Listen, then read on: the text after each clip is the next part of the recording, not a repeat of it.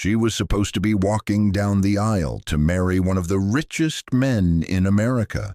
Instead, billionaire heiress Evelyn Blake vanished moments before the ceremony, trading designer heels for muddy sneakers and diving into the unknown. Chased by paparazzi, suffocating expectations, and a life she never chose, Evelyn finds herself swept away, literally, by a wild river deep in the remote forests of Montana. Enter Liam Carter, a solitary park ranger haunted by his past and living off the grid to escape his own demons. When he pulls the mysterious woman from the icy water, he has no idea she's America's most wanted bride. She's injured, scared, and hiding something, but so is he.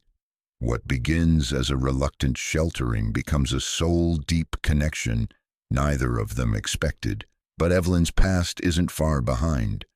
Her powerful family, ruthless fiancé, and a media circus close in, threatening everything she's found in the quiet cabin beneath the pines.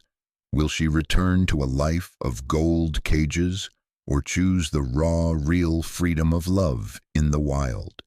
In a story of identity, escape, and healing, Beneath the Pines proves that sometimes losing everything is how you finally find yourself. The veil hung like a ghost above her, draped across the four-poster bed like it was mourning something. Evelyn Blake stood at the center of the opulent bridal suite, surrounded by white roses, gold-rimmed champagne flutes, and the faint scent of Chanel. It was everything a girl could dream of. Everything money could buy, everything she didn't want. Her reflection in the mirror stared back, perfect, pristine, imprisoned. The gown, custom-made by a Parisian designer, clung to her like silk armor. Her makeup was flawless, sculpted by the hands of professionals flown in from Milan. The diamond on her finger sparkled like it belonged in a museum vault. Yet her chest felt like it was caving in. "You're glowing," her mother had said earlier, mistaking anxiety for radiance. Evelyn nodded, smiled, and played her part. She'd learned young how to perform, how to be the ideal daughter, the brand ambassador, the headline act in the Blake family empire. But inside, something had started cracking months ago, no, years ago, and now it threatened to split her wide open. She turned from the mirror and walked to the window. From the third floor of the Blake estate, she could see the gardens where rows of gold chairs waited, facing a crystalline altar adorned with orchids. Beneath the canopy, her fiancé Damien Roth, venture capitalist, golden boy, shark in silk, would be waiting or pacing. He didn't like surprises. Her heart twisted. He didn't love her? Not really. He loved her name, her money, her image. He called her babe, but never asked what books she read or why she cried watching old films. He knew how to negotiate hostile takeovers, but not how to hold her hand when she needed comfort. And Evelyn had said yes because everyone expected her to. But what about what she wanted? A soft knock at the door startled her. 10 minutes, Miss Blake," called the coordinator through the woods. "Hair touch-up before we walk you down." Evelyn's fingers trembled. Her eyes darted to the veil, then to the window again. And something inside her snapped. She yanked the diamond ring off her finger and set it carefully, almost reverently, on the vanity. One last symbol of a life she was about to walk away from. Then, grabbing her emergency bag from the closet, one she had packed weeks ago just in case she found the courage, she shoved it under her coat and headed for the private staircase. She didn't run. Not yet. She moved with the kind of grace only money could teach, nodding at the stunned housekeeper, waving politely to a florist. But when she reached the side exit and saw the path to the guest parking lot, her legs finally gave in to instinct. She ran down the gravel trail, past the catering vans and startled staff, through a narrow side gate and into a waiting black car she had arranged under an alias.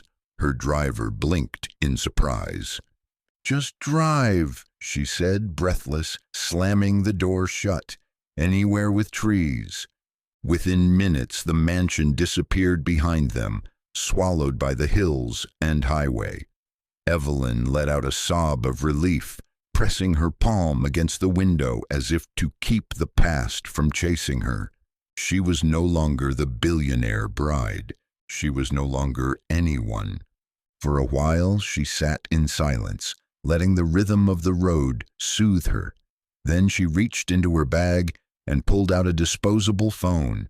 One swipe and the screen lit up with a pre-typed message. To the wedding planner, her assistant, her mother, and Damien. "I'm safe, but I'm not coming back. Don't look for me." She pressed send. And with that, Evelyn Blake disappeared. The trees grew taller the farther they drove. Soon the highways thinned into winding roads. The traffic disappeared, and cell towers became scarce. Evelyn leaned back against the worn leather seat of the rideshare and closed her eyes, breathing in something she hadn't felt in years. Uncertainty, terrifying, liberating, real. "Where exactly are we headed?" the driver asked, glancing at her through the rear-view mirror. He looked too young to suspect she was anyone important, or maybe he just didn't care. "Somewhere near Glacier Point, a trailhead or ranger station, whatever's the furthest from cell service," she said. "I'll take it from there." He raised a brow. "Camping trip?" "Something like that." They drove in silence for a while. Evelyn traced the stitching on her coat sleeve, the adrenaline of escape now settling into unease. Her designer hiking boots were new. Her pack was full of top-tier gear. But what did she really know about surviving out here? Nothing. But at least it was her decision. They reached a desolate pull-off by a wooded trail. A sign read, "Blackstone Ridge, Backcountry Trail Access." "Are you sure about this?" the driver asked. She nodded, opening the door. "Thanks for the ride." The wind hit her immediately, biting through her coat. The scent of pine and earth filled her lungs. Evelyn hiked the pack onto her shoulder and started walking, each step crunching on gravel and frost. She didn't look back. The trail was narrow and steep, cutting through dense trees. With each bend in the path, she felt a layer of her old life fall away. No cameras, no curated conversations, no Damien barking orders, just her and the forest. A mile in, her phone buzzed. The last bar of reception flickered and died. She turned it off and threw it into a ravine. By mid-afternoon, snowflakes started to fall. Evelyn, not trained in map reading beyond a TikTok tutorial, took a wrong turn somewhere near a fork in the trail. The sun dipped low and shadows lengthened. Panic rose in her throat. She slipped once, catching herself on a mossy branch. Her ankle ached, but she kept limping forward, teeth gritted. Her breath came in visible bursts, and her vision blurred with exhaustion and fear. Then the sound of rushing water. She followed it, hoping to find shelter. The river was wider than she expected. Raging from a recent melt, it cut through the forest like a serpent. She stumbled closer, drawn by its music. Her boot slipped on wet rock. She lost her footing and tumbled forward into the current. The water was glacial, biting her skin like 1,000 needles. It pulled her under, dragging her through foam and jagged stone. She flailed, gasping between gulps of ice-cold air. her limbs stiffening with every second. Evelyn's coat filled with water, her boots weighed her down like anchors. She managed to surface once, just long enough to see the forest spinning and the riverbank speeding past like a reel of film unraveling. She didn't scream, there was no breath for that. Only the echo of her mother's voice in her head. "You always run, Evelyn." Maybe this time she wouldn't make it. But fate, or something kinder, had other plans. A strong arm plunged into the river, a hand gripped hers, her body slammed into a broad chest, and the world tilted. She coughed and gasped as she was dragged from the water and hauled onto solid ground. Cold dirt met her back, her lungs burned. The sky above spun with flecks of snow and sun. "Hey!" a deep voice shouted. "Stay with me, come on, breathe!" She coughed up river water and blinked. Her vision cleared just enough to register his face. Rugged, stubbled eyes sharp with worry. He looked like something out of a novel, flannel shirt, calloused hands, and eyes that had seen too much. "You're okay, you're safe now," he said, pressing 2 fingers to her neck to check her pulse. Who?" she rasped, her voice raw. "Name's Liam," he said. "Ranger.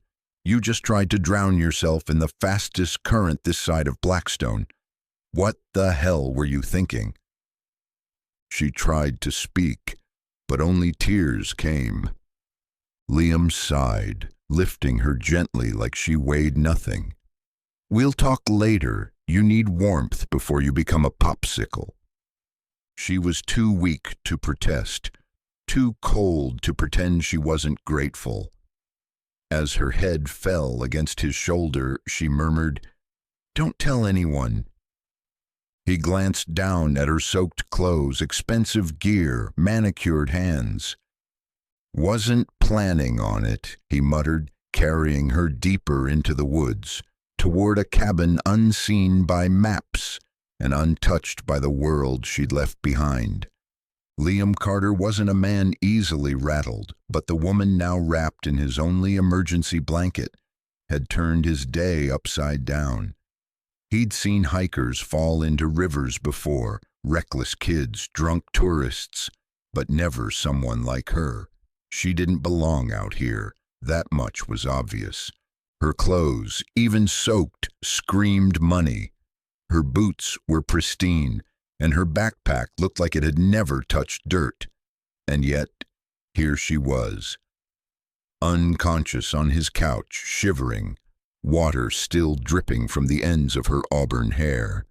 Liam moved quickly. He lit the fire in the hearth, added 2 more logs, and double-checked the propane heater. The cabin was modest, off-grid, half-powered by solar, full of survival gear and worn books. No electricity, no phone reception, no internet. Exactly how he liked it. He returned to the woman, carefully cutting away her wet outer layers with a pocket knife, respectful and clinical. He dressed her in one of his clean flannel shirts and wrapped her in fleece blankets. Then he sat down nearby and waited. An hour passed, then another. Finally, she stirred. Her eyelids fluttered open, revealing eyes like winter sky, pale blue and clouded with confusion. She tried to sit up, winced, then looked around wildly. "Where am I?" she whispered. "You're safe," Liam said. "Cabin's about 3 miles from the riverbank. I pulled you out before the current took you downstream." Her breath hitched. She glanced at the fire, then at him. "You're a ranger." He nodded. "Blackstone Forest, Liam Carter, and you are?" She paused. "I'd rather not say," she replied, voice hoarse. Liam raised an eyebrow. "Look, I'm not law enforcement. I don't care if you skipped a parking ticket or cheated on a backcountry permit." But you almost died out there, so if you're running from something dangerous, I'm not a criminal. Didn't say you were. Just want to know if I should be locking the door or calling for backup. No police. Please. Her voice trembled. I just needed to get away. Liam studied her. She didn't seem high. No alcohol on her breath. No visible wounds beyond bruises and a twisted ankle. But her eyes, those were the eyes of someone who'd seen something dark and heavy. All right, he said quietly. You don't want questions? Fine.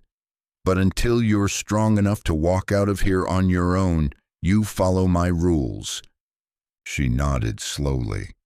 Good, he said, and turned back to the fireplace. Soup's almost ready. Don't worry, I keep the bear meat out of the vegetarian stuff. For the first time, a flicker of something like amusement crossed her face. You're not what I expected. And you're definitely not what I expected to pull from the river.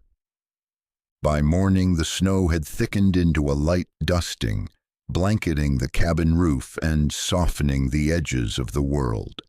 Evelyn, though she hadn't shared her name, was wrapped in wool blankets on the cot, watching Liam with wary fascination.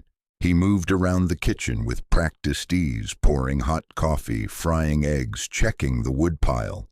Every movement was quiet, deliberate.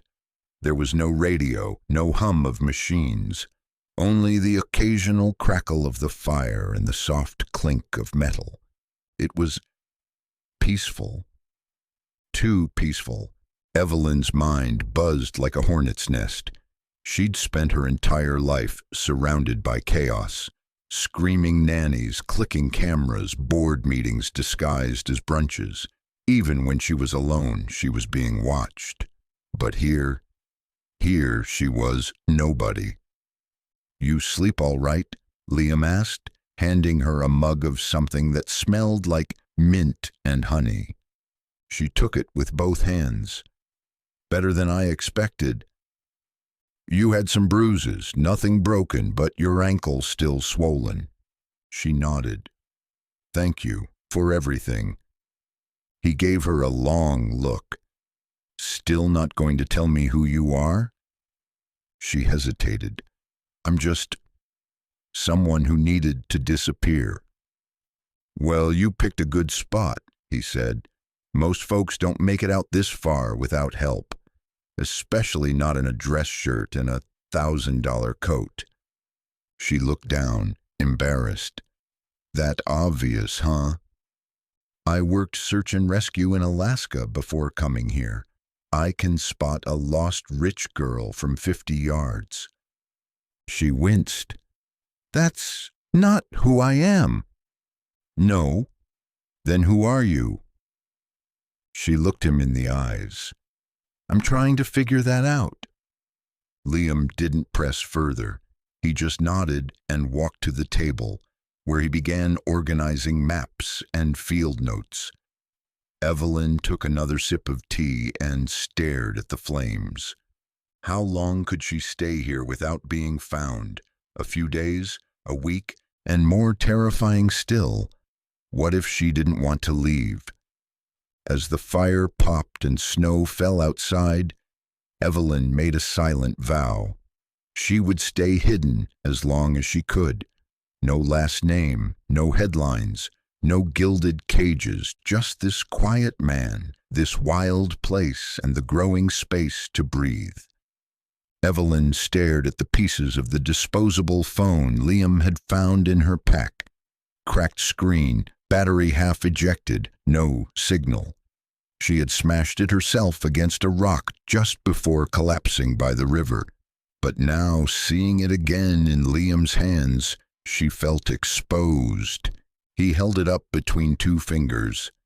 You said you didn't want the police, and I haven't called anyone. But you might want to reconsider. Someone's probably worried about you. I told you, she said, her voice low. No one is looking for me.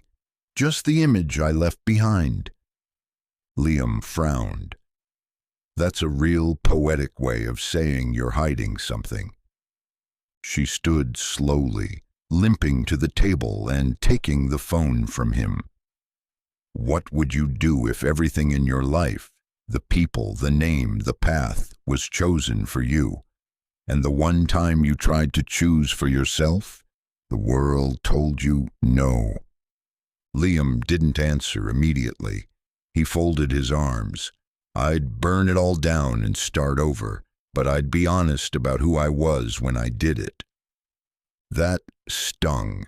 Not because he was wrong, but because she hadn't figured out yet who she was.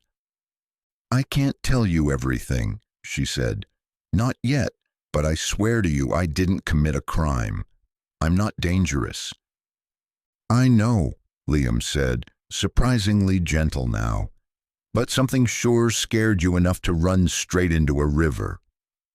Silence stretched between them, full of unsaid things. Then Evelyn turned to the window, watching snowflakes drift in lazy spirals. I didn't expect to survive, she murmured. He looked at her sharply. But now that I did, she continued, I want to see what surviving feels like. Liam didn't say a word. He just reached for the kettle and poured her another mug of tea, setting it beside her like a silent offering of peace. Evelyn winced as Liam gently unwrapped the makeshift brace on her ankle.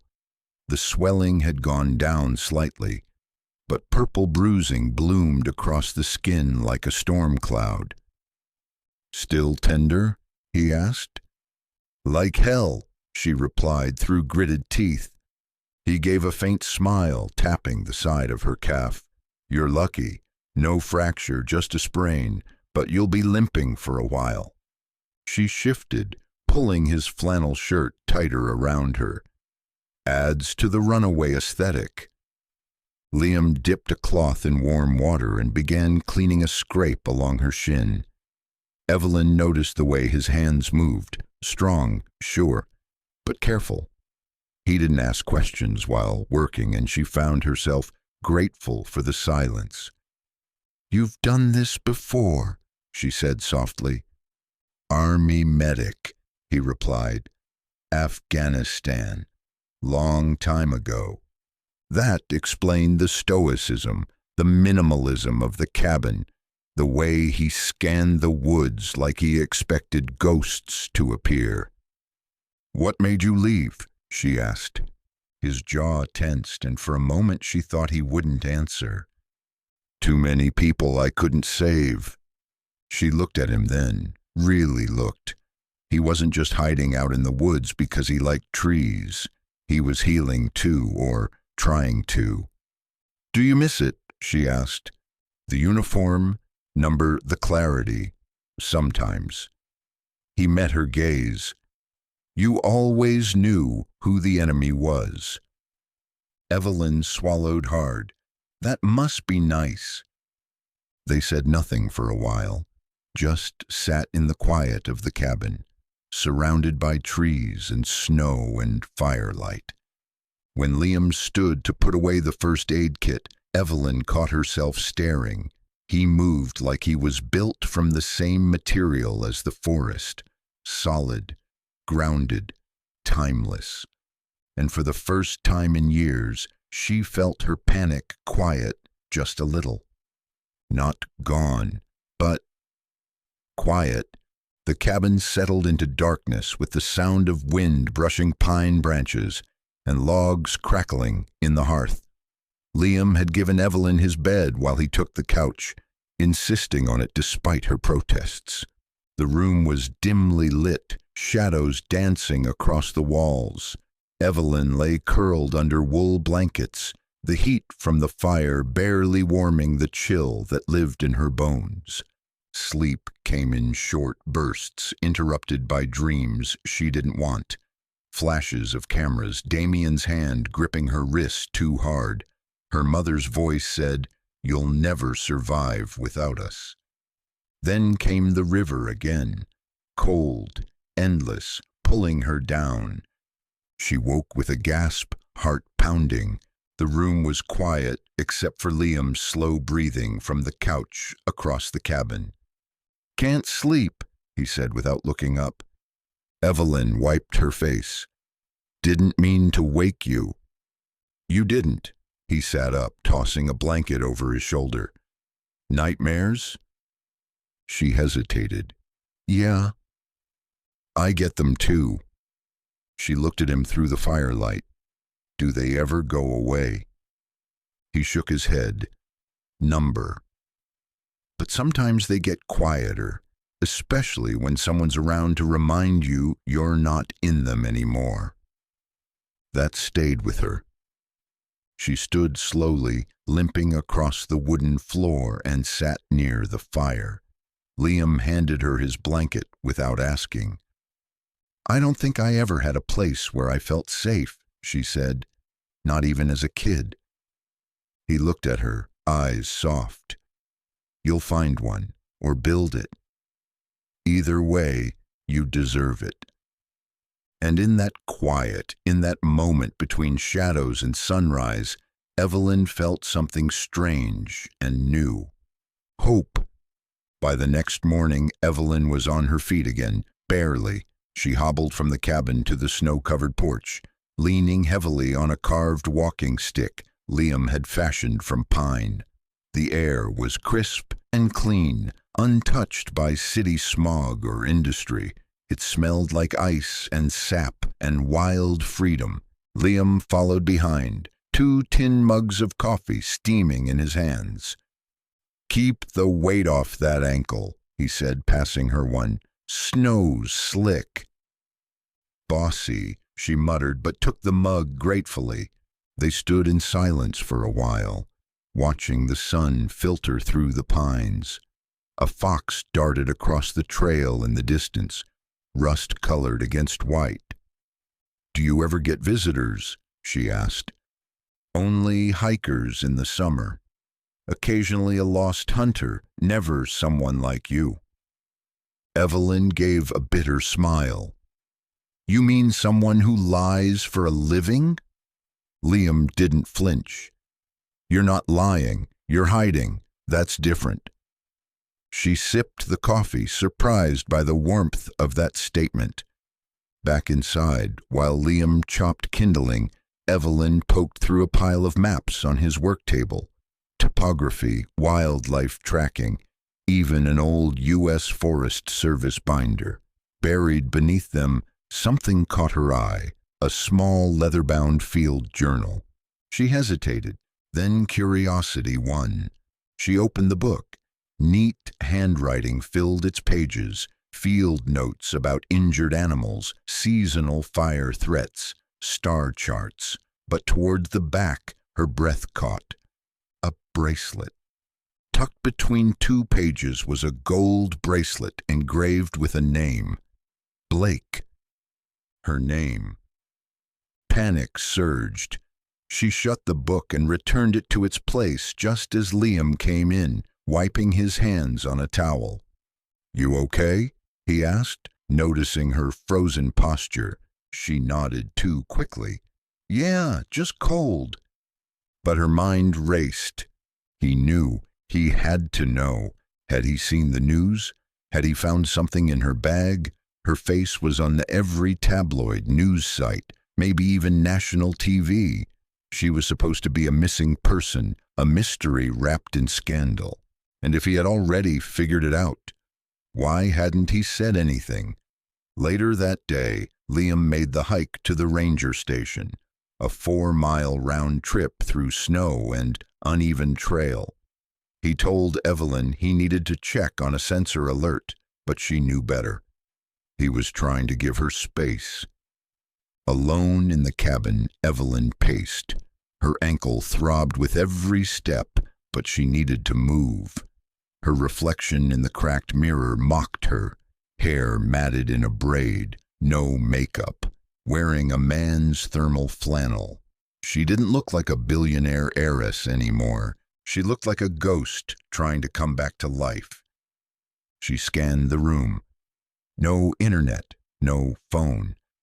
but there was an old emergency radio on a shelf above the firewood crate. She climbed onto a stool and pulled it down, fiddling with the knobs until she found static, then voices. It was a local station, grainy but audible.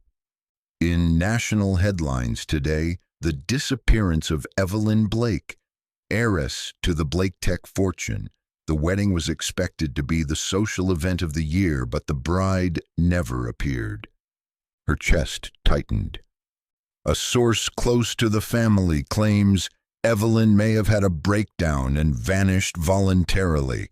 Authorities are asking for tips, but stress there's no sign of foul play. She clicked the radio off and clutched it to her chest. They were still looking. Not out of love, but to save face. When Liam returned hours later, snow dusted his coat and shoulders. She stood at the door waiting for him, heart racing. "You knew," she said before he even stepped inside. He paused. "I suspected." "The bracelet?" "In your bag, yeah. Why didn't you say anything?" He met her gaze, calm, measured. "Because people who want to be found don't throw away their phones and fake their names." She swallowed hard. "I figured you'd tell me when you were ready," he added. Tears welled in her eyes. Not because he'd discovered her truth, but because he had respected it. "I've been so many things to so many people," she whispered, "but I don't think anyone's ever just waited." "I'm not in a hurry," Liam said, voice steady. "And this place? It doesn't care who you are, just who you are now." Evelyn lowered her head, overwhelmed. For the first time in years, she wasn't being hunted, managed, or manipulated. She was being seen. The fire crackled low as Evelyn finally began to speak. Her voice was quiet but unwavering. Each word another piece of armor peeled away. "I was supposed to marry Damien Roth. You've probably heard of him. Billionaire tech investor, darling of Wall Street, sociopath in a tux." Liam nodded once. "Name rings a bell." Evelyn sipped tea, staring into the fire. "Our families have been connected since we were kids. It was never about love, just leverage. A merger disguised as a marriage." "And you agreed to it?" "I didn't know how to say no." She looked at him. "I've spent my whole life being told what I am. Heiress, spokeswoman, future CEO. I was never asked what I wanted." Liam leaned back in his chair, silent. "So the morning of the wedding," she said, "I packed a bag, got in a car, and drove until the map ended." "And the river?" he asked gently. "I didn't mean to. Not really. But I was so tired. I just stopped fighting." She wiped her eyes. "I thought disappearing would be the end, but it's starting to feel like it might be the beginning." Liam looked at her for a long time. Then he stood, grabbed a log, and added it to the fire. "You're not just a runaway," he said. "You're someone finding her way back." Evelyn stared at him, stunned by the simple truth of that. "Thank you," she whispered. "For what?" "For not calling me Miss Blake." The following morning, Evelyn found Liam on the back deck, sipping coffee and staring at the treetops. A red-tailed hawk circled above the canopy, its cry cutting through the early fog. "Morning," she said, stepping outside. He handed her a second mug without a word. They stood in companionable silence until Evelyn asked, "What made you come out here?" Liam's jaw flexed. "After I got discharged, I bounced around. Couldn't sleep, couldn't sit still. Cities made it worse. PTSD? Yeah, and guilt. He glanced at her. I led a convoy in Kandahar. We hit an IED. I lived. 5 of my men didn't. She didn't speak. She just stood closer. I came here because I didn't want to hear sirens or engines or anything that reminded me of them. I wanted quiet. You found it. Sometimes, but the ghosts are patient. They wait for dark. Evelyn placed her hand over his. You saved me, Liam. You gave me a place to breathe. He looked at her, really looked. Maybe you saved me too. And in that stillness, with snow on the trees and silence all around, something shifted between them. No longer 2 broken people hiding, now 2 souls recognizing something in each other neither had expected. Healing. The next few days passed in a rhythm Evelyn had never known. Honest work, simple meals, real laughter. She learned how to split wood, how to identify bear scat, how to start a fire without matches. And each day, she walked a little farther on her healing ankle. Liam kept his distance emotionally, but taught her everything with patient care. She'd catch him watching her sometimes, quietly, like a man who hadn't looked at someone in a long time and was afraid to admit it felt good. She started keeping a journal. Day 12, I made soup from scratch. It tasted like freedom. Day 13, Liam smiled today, the kind that reached his eyes. Day 14, what if I don't want to leave? Each night she stared at the stars. No ceilings, no cameras, no cage. One evening, as she watched a squirrel leap between branches, Evelyn said, You ever think about leaving here? Liam shrugged. Not really. The world never had much use for me after the war. Well, it has use for you now. He turned. Why's that? Because you matter to someone. Her voice wavered. To me. He didn't reply, but the warmth in his eyes said enough. The peace shattered the next morning. Evelyn was gathering firewood when the hum began, low at first, then louder, pulsing in her chest. She looked up and saw it, a helicopter cutting across the gray sky, scouring the forest. She froze. Liam burst from the cabin. Get inside, now! They slammed the door and killed the fire. He drew the curtains while Evelyn ducked below the window, heart pounding like a drum. The chopper circled once more, then faded west. She couldn't breathe. They're looking for me, she whispered. Liam crouched beside her. You're safe. This place is off-grid. It doesn't show up on search maps. But they'll get closer, eventually. Liam frowned. We need to be smart. You still have the cash from your emergency pack? She nodded. Then it's time to prepare. If they get close again, we hike out. I know places even satellites miss. She looked at him, overwhelmed. I don't want to leave you. His jaw clenched. And I don't want to lose you, but we can't get sloppy. The threat of discovery loomed now like a storm cloud, and beneath it, something even more dangerous had taken root between them. Love. They began preparing that afternoon. Liam helped Evelyn pack a survival bag, thermal blanket, food rations, a compass, water filter. It was surreal, prepping for flight again, but this time she wasn't alone.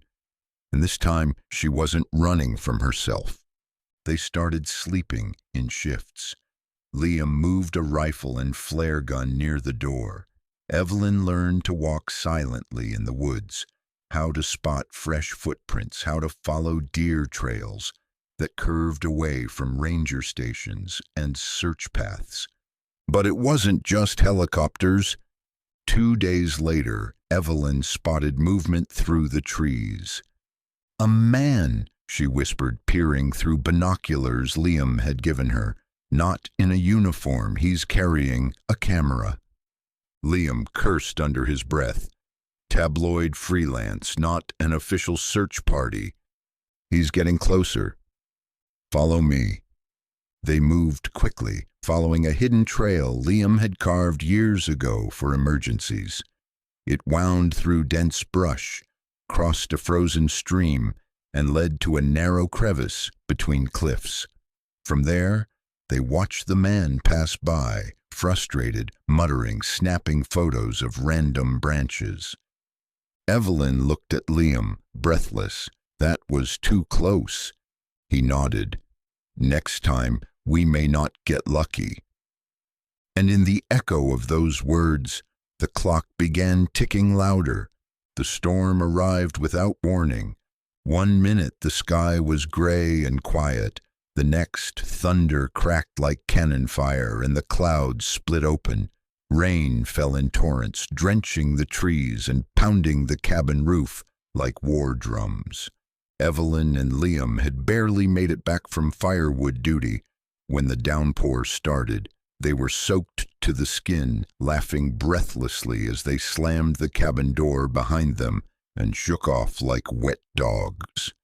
"Looks like we're stuck inside," Liam said, tossing his coat onto the rack. "Could be worse," Evelyn replied, brushing damp strands from her face. "We've got food, fire, and, unresolved emotional tension." Liam froze mid-step, then turned, the corner of his mouth twitching. "Unresolved, huh?" She met his eyes. "I'm not very good at subtle things." "No," he said softly. "You're not." The room quieted save for the fire crackling and rain thudding against the windows. Evelyn stepped forward, her heart hammering in her chest, not from fear, but from finally choosing something for herself. "Do you want me to stop?" she asked, inches from him now. Liam looked down at her, into her, and shook his head. Then he kissed her. It wasn't tentative, it wasn't rushed. It was like a dam breaking, like two storms colliding and creating light instead of destruction. She felt his hands slide to her waist, pulling her closer, and hers tangled in his shirt as she kissed him back with everything she hadn't said over the past 2 weeks. When they finally broke apart, breathing hard, he rested his forehead against hers. "You're not a guest anymore," he murmured. "And you're not just the man who saved me," she whispered.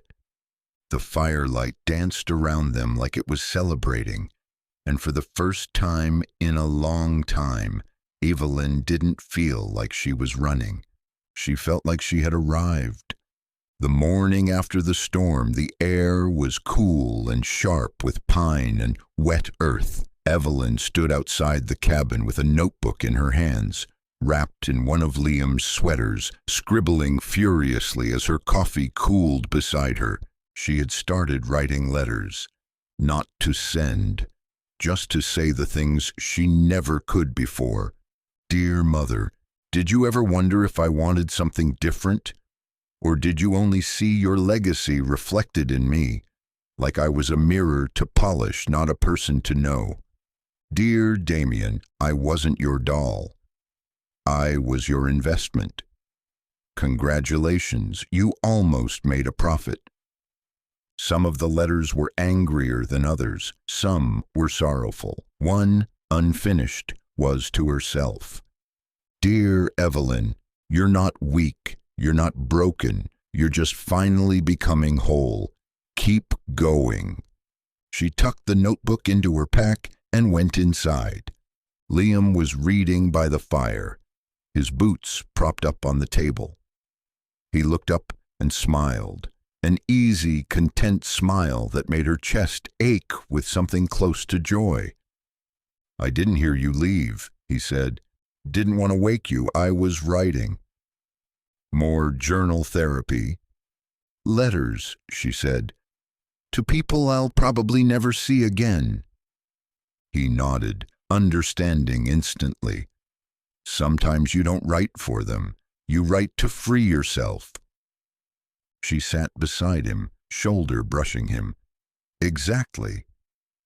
That afternoon they hiked to a small overlook Liam wanted to show her.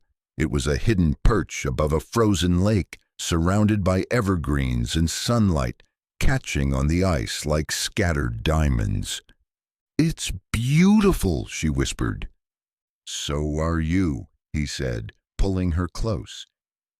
And Evelyn, once a symbol of wealth, power, and captivity, stood in the middle of the wild with wind in her hair and hope in her heart. She had no last name here, only the future. A week passed after the storm. The snow softened in the afternoons, dripping from the eaves and melting into earth. Evelyn found herself moving more easily, her ankle almost healed. She chopped wood with Liam, cleaned out the tool shed, and even learned how to track a squirrel through snow. The rhythm of the forest had become her own. One quiet evening, as the sun dipped behind the trees and dusk turned everything lavender blue, Liam fiddled with a small battery-powered radio. It crackled through static and static again until, finally, music, jazz, smooth low saxophone drifted into the room like smoke. Evelyn's face lit up. "Is that Miles Davis?" Liam shrugged modestly. "Found an old radio station last summer. Sometimes it plays actual gold." He turned away to stoke the fire, but Evelyn rose and walked toward him, barefoot on the worn wood floor. "Dance with me," she said. He looked up. "Here?" "Why not?" She reached for his hand. "It's not like we have anywhere to be." He hesitated, then let her pull him in. One hand on her waist, the other in hers. They began to move, slow, swaying, no real steps. Just a shuffle, a rhythm borrowed from a life far away. The fire popped. The room glowed. "I haven't danced since my sister's wedding," he said quietly. Evelyn smiled. "Mine was supposed to be last week." Liam winced. "Sorry. Number I'm not." She looked up at him. "If I'd gone through with it, I never would have found this. Or you." His jaw worked, like he wanted to say something but wasn't sure if he should. Finally, he said, "You think this is real? Or just something we built out of desperation?" She rested her head against his chest. "I think desperation might have opened the door, but this feels like home." They danced until the fire went low and the music faded into soft static. Neither of them noticed.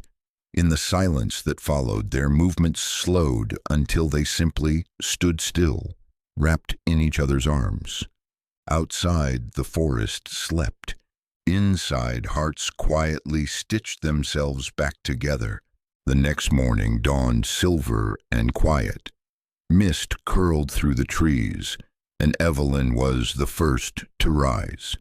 She bundled herself in layers, pulled on her boots, and stepped outside with her journal tucked under her arm. She liked to write before breakfast while the forest was still whispering, but when she reached the edge of the porch, her blood ran cold. Tracks, fresh ones, large, wide paw prints sunk into the snow, 5 toes, deep claws pacing just yards from the cabin door. "Liam!" she called, backing away. He appeared in an instant, eyes sharp, rifle in hand before she even pointed. He knelt near the prints, scowling. "Bear," he muttered. "Male. Big dot. Is it hunting? Could be passing through or curious. This time of year they wake up hungry. We haven't had any around this close since last winter." He stood and scanned the tree line. "Get inside. Stay low." Evelyn obeyed, adrenaline spiking. The cabin suddenly felt smaller, more fragile. Liam circled the perimeter with caution, leaving fresh boot prints beside the bears. When he came back inside, he locked the door behind him and leaned his rifle against the wall. "We'll be fine," he said, "but it's a reminder." "Of what?" Evelyn asked.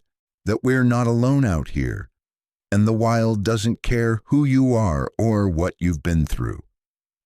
She nodded, hugging her arms. "Kind of like the world I left." He studied her. "Except here, at least nature's honest. It doesn't pretend to love you while planning your next leash." That struck her hard. Later that day, Liam taught her how to load the flare gun, how to climb into the rafters if something ever forced its way in. She listened, not out of fear, but out of respect. This world had saved her, but it could still bite. And maybe that was the point. Nothing was truly safe. Not out there, not in her old world, not even here. But for the first time, Evelyn felt prepared to face it, to fight, to live. That night she lay beside Liam, their fingers entwined beneath the blanket, and whispered, "Do you think it'll come back?" "The bear?" he asked. "Maybe." "I meant everything else." He turned to her. "If it does, we'll face it together." And she believed him. The quiet broke like glass. It began with distant voices, then the unmistakable crunch of tires on frozen dirt. Evelyn was stacking firewood when she heard it. At first, she thought it was a hiker, maybe another lost hunter, but then came the sound that made her blood freeze. A car door. Liam appeared from the shed the moment she turned. They locked eyes. No words were needed. He grabbed his binoculars and scaled the cabin roof in seconds. She followed him to the window and crouched beside the wall, listening to his breath steady as he scanned the tree line. Then his voice, low and clipped. "Black SUV, government plates." "But the guy getting out? That's not a ranger." He handed her the binoculars. She hesitated, then looked. Damien Roth, pristine as ever, trim charcoal coat, designer gloves, sunglasses even in the shade, the kind of man who could bribe search teams and smile while doing it. He was flanked by 2 private security men in plain black jackets. All of them carried radios. Her stomach twisted. "How did he find me?" she whispered. Liam muttered, "They must have followed the reporter we spotted last week. Pieced it together from footprints, movement patterns, maybe even drone footage." Evelyn backed away from the window, heart pounding. "Do we run?" she asked. Liam didn't answer right away. "Number, we don't tip our hand yet. He doesn't know we're here for sure, and if we bolt, he will." She nodded. "So what do we do?" "We wait, and I listen." He slipped outside with a handheld receiver and moved into the woods like a ghost. Evelyn stayed inside, shaking. Minutes stretched into an hour. She stared at the map, the compass, the survival gear. She had prepared for a bear, a storm, even a helicopter, but not him. Finally, Liam returned, winded and cold, but calm. They're camped at the ranger access point. He's paying locals to ask questions, offering rewards for sightings. He thinks you're close, but he hasn't seen this cabin. Not yet. "Not yet," she repeated, voice shaking. Liam placed a firm hand on her shoulder. "We'll make a plan. We'll stay ahead." But Evelyn knew something had changed. This wasn't just survival now. It was a confrontation. And next time, there would be no hiding. The fire roared louder than usual that night, fueled by both kindling and the unspoken panic brewing between Evelyn and Liam. She sat cross-legged near the hearth, arms wrapped around her knees, while Liam sharpened a knife with deliberate strokes across a whetstone. Neither had spoken for a while. Finally, she broke the silence. "He's not going to stop." "No," Liam agreed, without looking up. "He wants me back. Not because he loves me, because I humiliated him." Liam's jaw tensed. "Then let's give him nothing more to take." He stood and crossed the room, crouching in front of her. "We leave at sunrise. I'll take you north. There's a ranger outpost in the upper valley that hasn't been manned in years. We can hide out there for a while, long enough to plan your next move." She searched his face. "Our next move?" His eyes softened. "You're not alone, Evelyn." She exhaled, emotions swirling, relief, fear, guilt. "I hate that I'm dragging you into this." "You're not dragging me," he said. "I chose this. I chose you." Her eyes welled. "But if you go with me," he added, "you're saying goodbye to everything you ever had, even the idea of going back. Once we cross that ridge, you're gone for good." She looked into the fire. The flickering reminded her of wedding candles, of designer lights, of flashbulbs, a life of illusion and quiet suffocation. Then she looked back at him. "I already said goodbye," she said, "the moment I jumped in that river." Liam nodded once. They spent the next few hours packing their things, quiet but purposeful. They moved with the kind of urgency that didn't come from panic but from commitment. At one point, Evelyn paused while folding a shirt. "What about this place?" she asked. "Won't you miss it?" Liam looked around, at the books, the cot, the shelves he'd built with his hands. "No," he said, "not if you're not in it."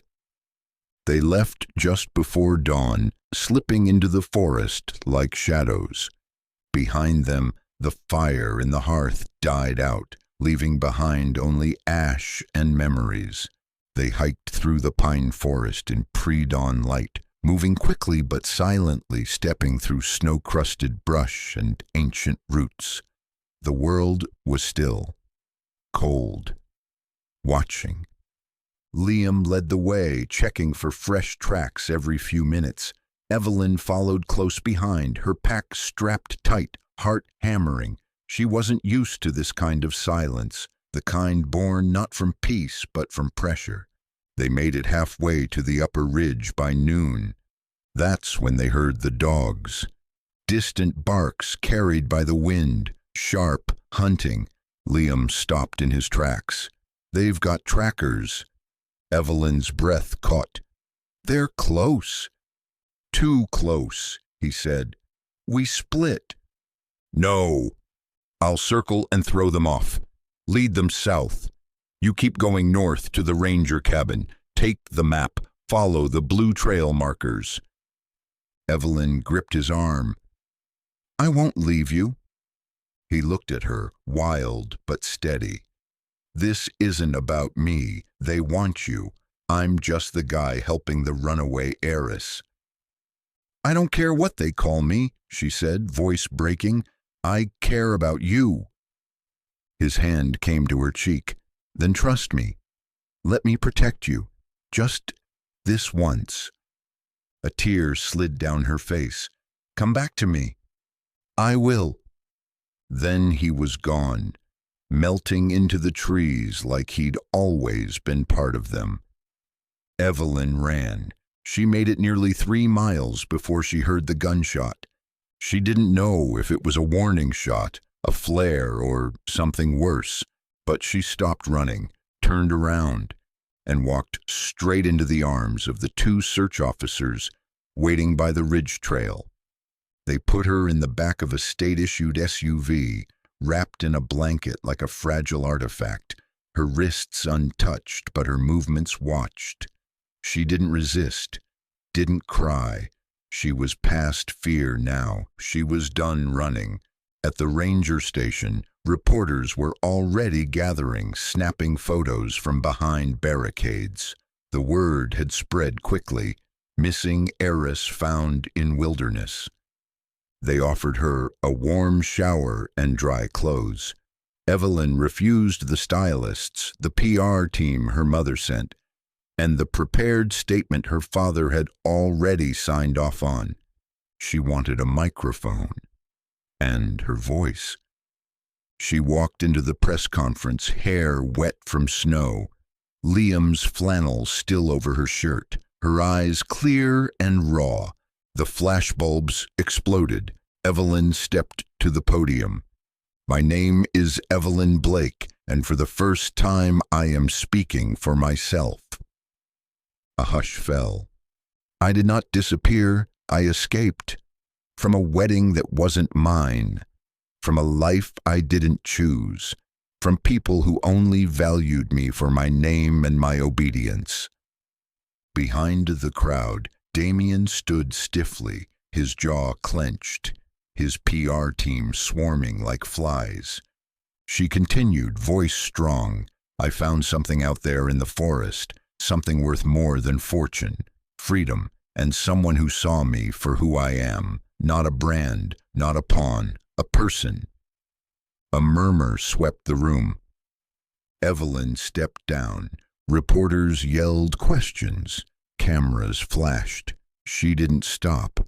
She walked through the crowd and disappeared into the hallway, heart thudding, but lighter than it had ever been. The hotel suite they offered her overlooked the city skyline, glittering with wealth and control. But it felt like a cage wrapped in velvet. She stood by the window, hands in her pockets, staring down at the world she had once ruled. There was a knock. Her mother entered before Evelyn could answer. She looked polished, controlled, elegant as ever. The very image of the Blake legacy. "You're making this very difficult," her mother said. "I'm done making things easy for everyone else." Her mother's expression barely flickered. "Damien has already spoken to the press. He's being gracious, publicly at least. He's willing to avoid lawsuits, if you issue an apology." Evelyn blinked. "Apologize for what?" "For embarrassing us." The words hit like ice water. Evelyn turned away. "Is that all I am to you? A PR asset?" "You're my daughter," her mother said too quickly. "But we built this legacy together. You can't walk away from that." "I didn't build anything," Evelyn said. "You handed me a script and told me to smile." Her mother looked tired for a moment. Just a moment. "Do you even know what it's like to protect something for decades?" "I do," Evelyn said quietly. "It's like holding your breath for years and finally choosing to exhale." There was silence between them. Finally, her mother said, "So what now?" "I go back," Evelyn said, "to the cabin, to Liam." "And what will you do? Chop wood, hide forever?" "No," she said, "live." The next morning, Evelyn left the hotel and stood at the steps of a second press briefing. This time she wore boots and denim, her hair pulled back. No stylist, no script. But someone was already at the podium. Liam. He stood in his ranger jacket, flanked by two wildlife officers, speaking slowly and clearly into the microphone. She didn't kidnap herself. She didn't commit a crime. She found peace in the wilderness, and I helped her because I knew she was in danger. Not from nature, from the life chasing her. A stir swept through the crowd. Liam's eyes searched, then found hers at the back of the room. He smiled. "I didn't save Evelyn," he said. She saved herself. I just made sure she knew it.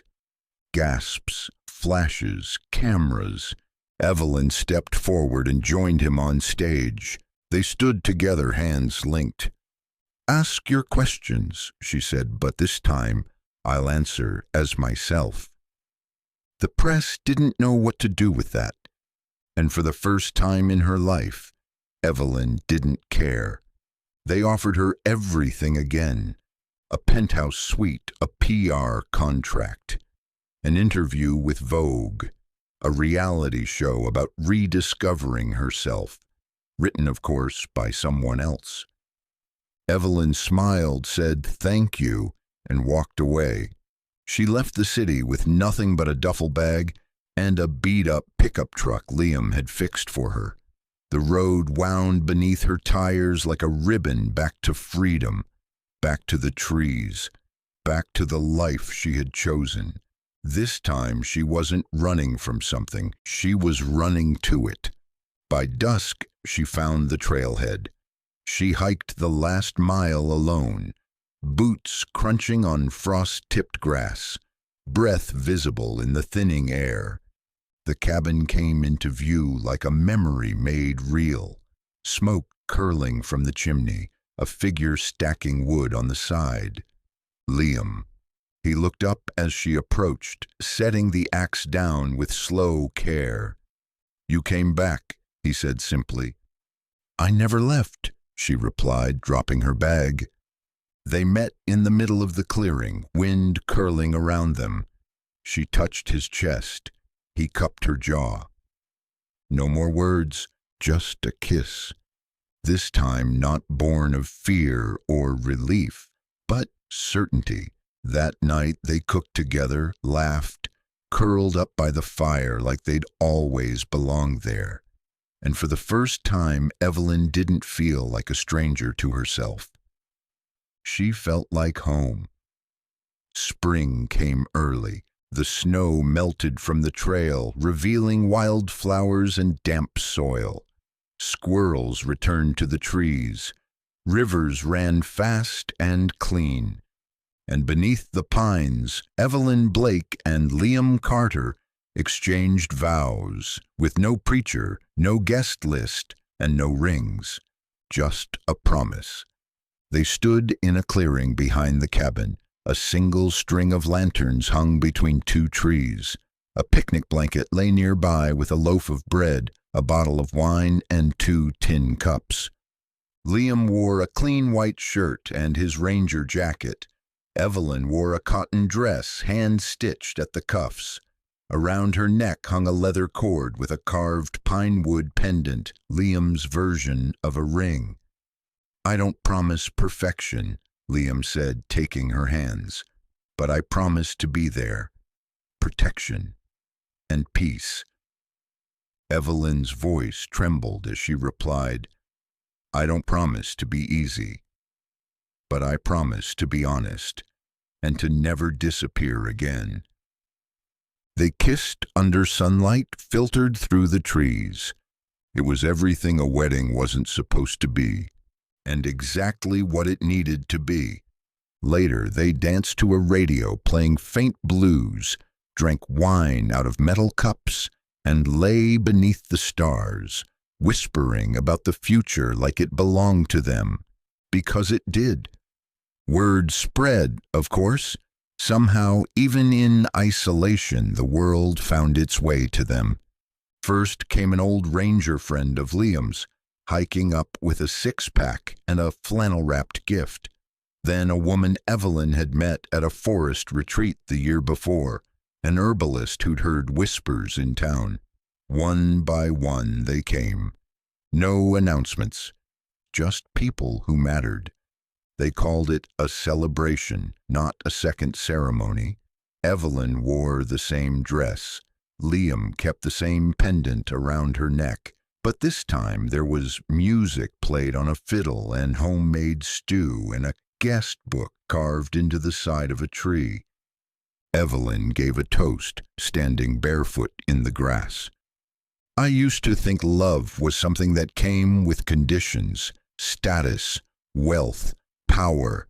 I thought it had to be earned with sacrifice." She looked at Liam. "But real love doesn't demand a performance. It just is." The small crowd clapped, cheered, and raised their mugs. That night they lit a bonfire and told stories until the moon climbed high. No cameras, no pressure, just laughter and people who saw her not as an heiress, but as Evelyn, woman of the woods, bride of the pines. Evelyn could have vanished completely, but she didn't. A few months later, she drove to a women's shelter 2 towns over and quietly made a donation under a new name, Evelyn Carter. Then another and another. Soon she was visiting shelters, hosting retreats, using the remnants of her inheritance to create something new, the Pine Path Foundation, a safe house initiative for women escaping controlling families, toxic relationships, or the heavy weight of expectations. No press, no photos, just real change. She traveled occasionally, speaking in quiet town halls and rural clinics. She wore jeans, no makeup, and used her story to show that even those who seemed to have everything could be trapped by invisible cages. Back at the cabin, Liam built a second structure nearby, a small retreat center for women needing a few weeks to breathe. Evelyn taught journaling and foraging. Liam taught self-reliance and survival skills. They didn't chase headlines, they built roots. One day, while reviewing a blueprint for a third shelter site, Evelyn paused and smiled. "I thought I'd escaped everything," she said. Liam looked up. "You did." She shook her head. Number I transformed it. And together they turned ashes into shelter. Evelyn found the manuscript in a wooden box tucked beneath Liam's cot. She hadn't meant to snoop, just needed extra blankets. But what she discovered was a quiet revelation. Title Beneath the Pines, by Anonymous.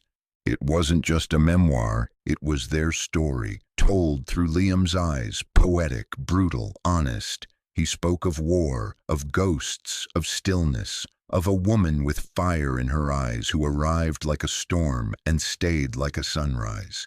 Evelyn sat by the fire and read every word. When he returned from chopping wood, she was crying. "You wrote about us," she whispered. "I wrote to remember us," he said. "You never planned to publish it?" He shook his head. "I didn't want to claim something that belongs to both of us." She held the pages close. "It deserves to be shared." "Then we'll share it," he said, sitting beside her. "Together." In the following months, the manuscript made its way to a small mountain town press. No agents, no buzz, just the truth. It spread quietly. People found it, passed it on, whispered, "This feels like healing." And somewhere deep in the woods, 2 people lived quietly, wholly, without needing the world to see them, because now they saw each other, and that was enough. The letter arrived in early autumn, handwritten. No return address. Just a few words on soft paper. "If you're willing, I'd like to see you. No cameras, no staff, just us. Mom." Evelyn stared at it for hours. There had been silence between them since the press conference. Her mother had retreated into luxury, licking wounds Evelyn had stopped apologizing for. They had once spoken entirely through public statements and cold stares across marble dining tables. But now, this letter was raw, and it felt real. She told Liam. He looked at her gently. "You don't owe her anything, but if it'll help you, go." So Evelyn went. She traveled alone to the old Blake estate, now a quiet, overgrown shell of its former glory. Her mother had sold most of it, keeping only a cottage tucked at the back of the property. It was modest by their standards, yet still beautiful. Wild roses grew against the stone walls, left to tangle freely. Her mother answered the door herself. She looked older, not just in years, but in spirit, like the weight of the Blake legacy had finally cracked something in her, too. "Hi," Evelyn said. "Hi," her mother replied, voice small. They sat on a garden bench beneath a vine-covered trellis. For a long time, they said nothing. Then Evelyn's mother whispered, "I thought I was protecting you." "I know," Evelyn said. "I didn't know how else to love you. I only knew how to shape you." "You shaped me into a stranger," Evelyn replied quietly. "I see that now." Tears gathered in her mother's eyes. She reached into her coat pocket and pulled out a photograph. Evelyn as a child, barefoot and laughing, reaching for a butterfly.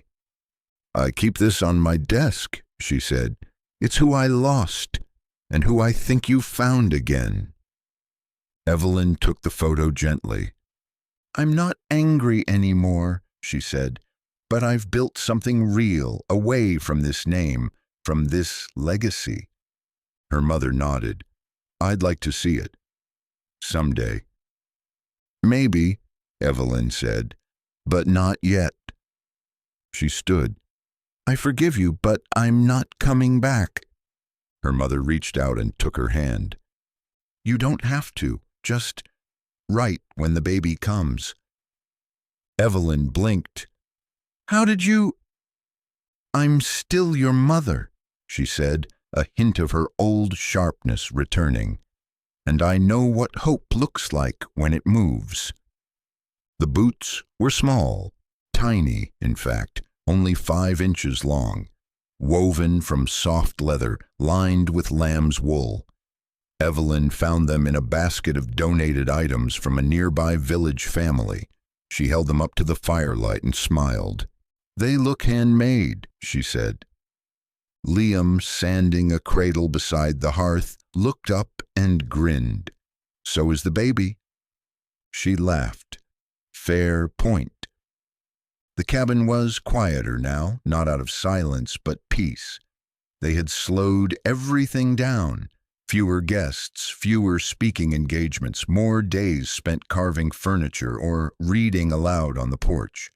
Evelyn moved slower now, her belly a firm curve beneath her tunic. She'd taken to journaling every morning, writing letters to her unborn child. "You don't know this yet, but your heartbeat has already healed something in both of us." They hadn't chosen a name. They wanted to meet the baby first, to see their eyes, to feel who they were before speaking it into the world. "Do you think they'll like the woods?" Evelyn asked, rubbing her belly. Liam leaned over and kissed her head. "If they're anything like you, they'll run barefoot through it." One morning, just before the first snowfall, Evelyn woke early and stood on the porch in a blanket, watching the golden mist drift through the trees.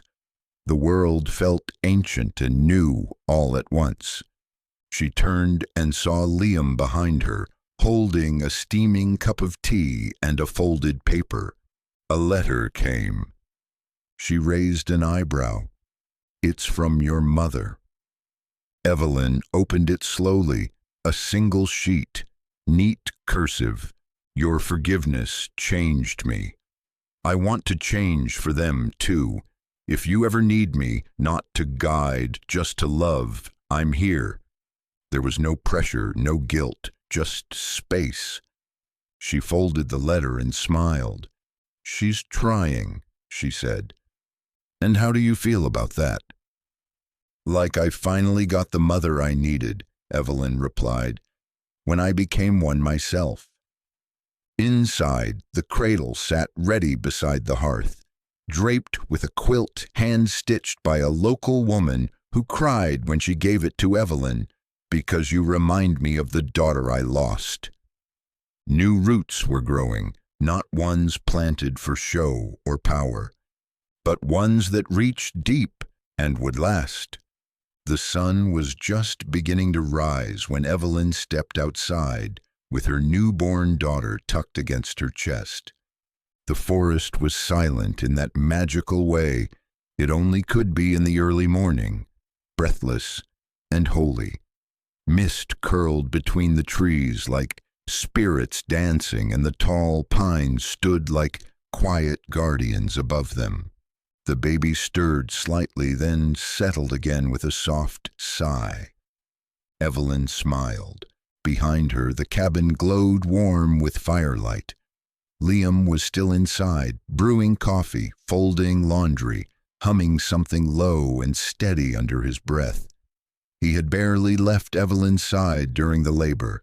3 long days filled with pain, tears, laughter, and finally the kind of joy that rewrites every part of your soul. They hadn't named her yet, not officially, but Evelyn kept calling her Wren, and somehow the name just clung to the little girl like a whisper of truth. A wild name, a forest name, not Evelyn Blake's daughter, theirs. A deer passed through the tree line in the distance, pausing briefly to watch mother and child before bounding away, hooves light on the undergrowth. Evelyn looked down at Wren. "I used to think I had to be the perfect daughter," she whispered. "Then I thought I had to disappear to find peace." She rocked the baby gently. But the truth is, peace was never something out there. It was this: a quiet moment, a fire inside, a man who saw me, a child who needs nothing more than love. Liam joined her on the porch a few minutes later, wrapping an arm around her shoulder.